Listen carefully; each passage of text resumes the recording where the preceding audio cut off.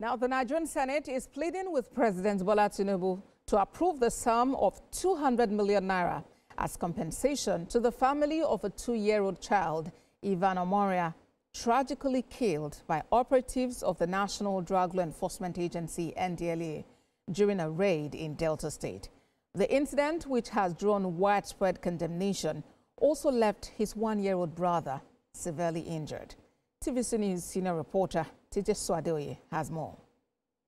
Grief, outrage and a demand for justice echoed through the Senate chamber as lawmakers addressed the tragic death of the 2-year-old Ivan Omoira, killed by a stray bullet allegedly fired by NDLEA operatives during a raid in Asaba, Delta State. Alongside the tragic loss of Ivan, his 1-year-old brother Iromo Sele was left with a serious eye injury, sparking widespread condemnation of what lawmakers described as reckless and unprofessional conduct by the agency's officers. Chairman of the Senate's Committee on Ethics, Senator Neda Maswen, in his recommendation, is calling for justice and a 200 million naira compensation to be paid to the grieving family.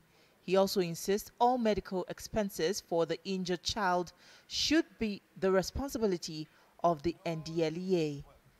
That the Senate urged the President of the Federal Republic of Nigeria to assist NDLEA in the payment of 200 million naira in compensation for the death of the 2-year-old. Senators Adams Oshomole and Garba Maidoki were among those who condemned the growing misuse of force by security agencies. This murderer wearing NDLEA uniform should be prosecuted according to Nigerian law with regards to murder.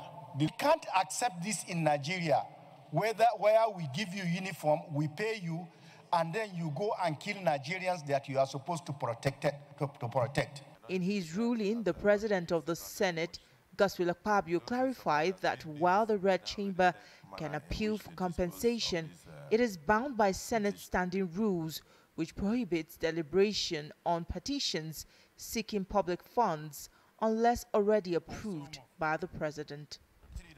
My opinion would have been that the amount should have been more than this, or 200 million plus the cost of the restoration of the eye of the one that is still living. The Senate's appeal now rests in the hands of President Bola Tinubu as the chamber awaits executive approval to provide restitution to the family devastated by NDLEA's tragic misjudgment. TVC News, Abuja.